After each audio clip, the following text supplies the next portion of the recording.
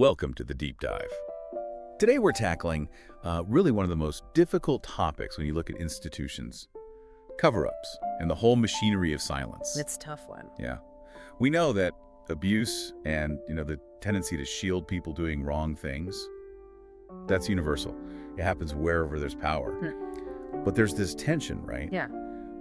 Why do these cover-ups and how they eventually get handled seem so different, maybe even stronger, more resilient in faith communities compared to, say, secular ones? That's exactly the question we wanted to explore with this material. Our goal here isn't really about if abuse happens, the data's pretty clear, it happens everywhere. Right. Instead, we're trying to analyze the structures, the beliefs, the legal bits that actually create the cover-ups. We're looking at the architecture of silence itself. And what we found is, well, it's pretty sobering. The urge to protect the reputation, the brand, maybe the bottom line, instead of the person who was harmed, that's constant. Doesn't matter if it's a company, a charity, a church. Exactly. It's a human problem, fundamentally. But the tools they use to keep things quiet, that cone of silence, as one source put it, they seem to change quite drastically depending on where the organization gets its ultimate authority from. Precisely. In faith groups, silence isn't just, social pressure or financial incentive. It gets backed up by what feels like a spiritual mandate. And that makes it incredibly hard to break through. Okay, let's really unpack that resilience then. Starting with believer communities. What makes that institutional silence so sticky, so hard to root out compared to maybe a public company or a university? Well, the research points to a convergence of three sort of major forces that all reinforce each other. Okay. And the first one is really chilling. It's the misuse of core doctrines. The sources label it misappropriated theology. Misappropriated theology. Wow. Okay, that sounds like a complete betrayal of what those ideas are supposed to be about. Yeah. How does that actually work? How does something meant for good become, well, a tool for protection? It's incredibly effective because it weaponizes concepts that are, deeply sacred to believers. Right, like what's... Take forgiveness. When abuse comes to light, the institution often, almost immediately, shifts the focus onto the victim's supposed duty to forgive the abuser. So it's not about the victim's healing journey anymore. It becomes an obligation, like, forgive now, keep the peace. Exactly. It's used to pressure victims into reconciling way too soon, completely bypassing any real justice or accountability. You hear phrases quoted like, if you really believed, you'd forgive and move on, or maybe holding on to this anger. That shows a lack of faith. Wow. It twists forgiveness into a shield for the person who did wrong, and it basically indicts the victim for wanting accountability. That's deeply corrosive. Are there other concepts they twist like that? Oh yeah, we see the same pattern with redemption.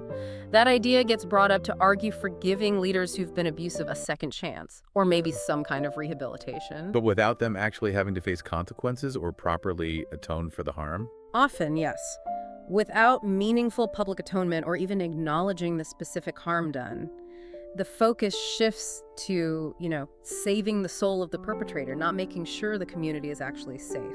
And I guess if they can't easily redeem the abuser, the fallback is just to downplay what happened. That's where sin comes in. Really serious abuse, sexual, physical, financial, it gets minimized, equated with just minor moral slips. Well, The institution might argue, well, he's just a sinner like the rest of us, or we all fall short. It turns something potentially criminal into just a spiritual failing. It's like using theology as a kind of loophole to protect the institution itself. right. So the very system that's supposed to uphold the highest moral standards gets twisted into its own defense mechanism. That's staggering. Okay, what's the second layer? That brings us to hierarchical authority. A lot of faith groups have really strong chains of command. Deference to leaders isn't just expected, it's almost like a spiritual requirement. Right, that idea of the sanctity of the office, where challenging the person feels like you're attacking the role or the institution itself. And sometimes, challenging the institution feels like challenging the faith, or maybe even God's plan, right? This power imbalance creates huge difference. Victims often feel that if they speak out, they're not just betraying their community, they might actually be putting themselves outside of God's favor. Which makes internal reform incredibly difficult. Exactly. The system is almost designed to deflect criticism, no matter how justified it is. Does the research show any way these communities do manage to push back against leaders seen as divinely appointed?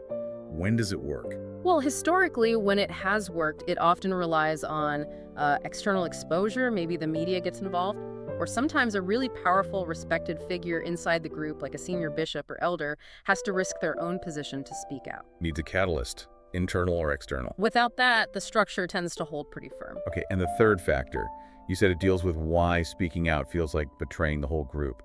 Yes. That's what the sources call institutional betrayal.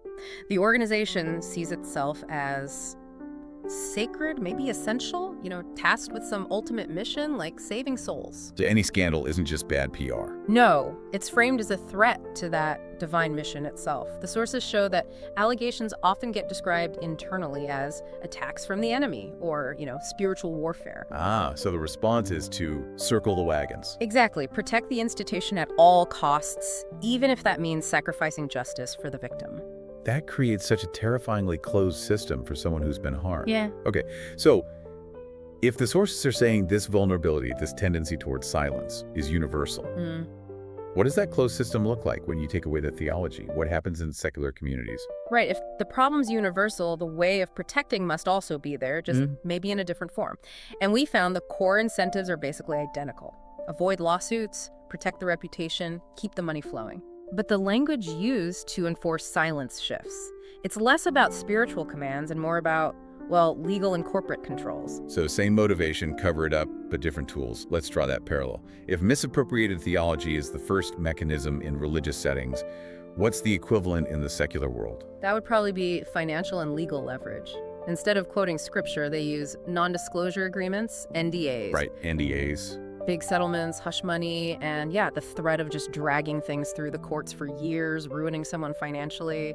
The goal's the same: silence, preservation. But the language is a liability law, legal threats, not spiritual ones. We've definitely seen that playbook in corporate scandals. Executives burying allegations in Hollywood or on Wall Street. It's all about avoiding lawsuits, stopping the stock price from tanking. Absolutely. Think about the Volkswagen Dieselgate thing or the Enron executives hiding financial fraud.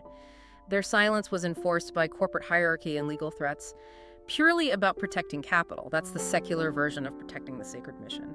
Okay, and if the religious side has the sanctity of the office, that deference to leaders, what's the parallel in a company or maybe a nonprofit?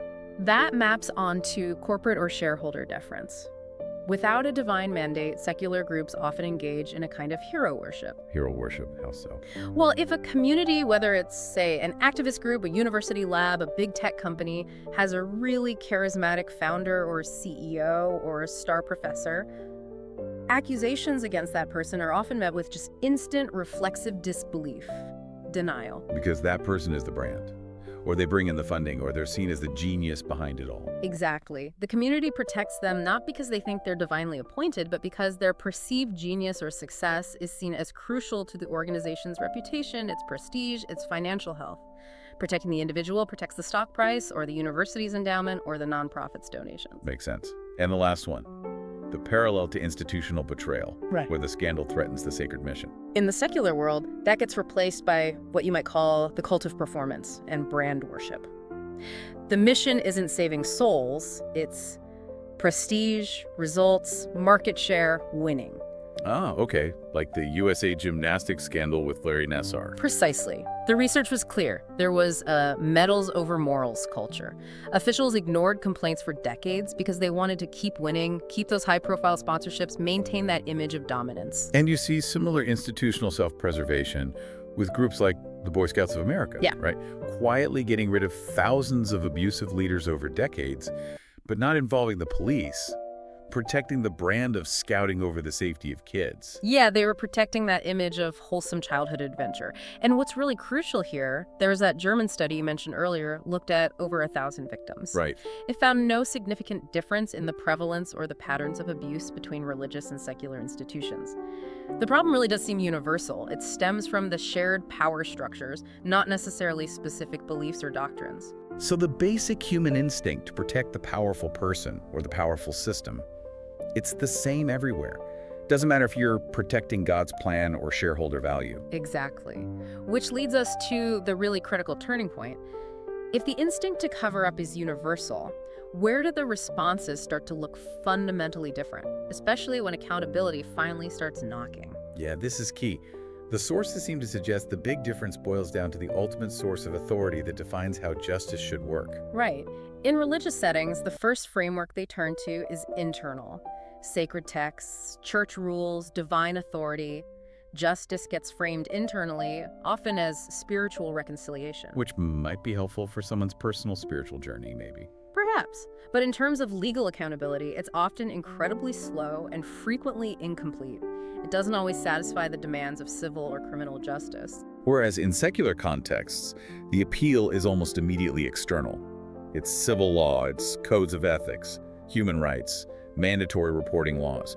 Justice focuses on legal processes, restorative justice, things like punishment, compensation, and reforms you can actually verify from the outside. And that difference drastically changes how things are handled initially. When a religious organization controls the first response using their own internal courts, or just transferring leaders quietly, victims often face that spiritual pressure not to go outside. Right. They're discouraged from calling the police or lawyers. Yeah, and while these internal healing processes drag on, sometimes for years, legal statutes of limitation can expire. So whether it's intentional or not, the result is often legal silence. But in the secular world, accountability is much more likely to be forced by outsiders, right? Much more likely. By the police, the courts, regulatory bodies, think the SEC for financial stuff, and, maybe most critically, by a free and powerful press. The media's role seems huge here. It really is a differentiator. In the secular sphere, investigative journalism, public outrage, they can trigger immediate, very real consequences.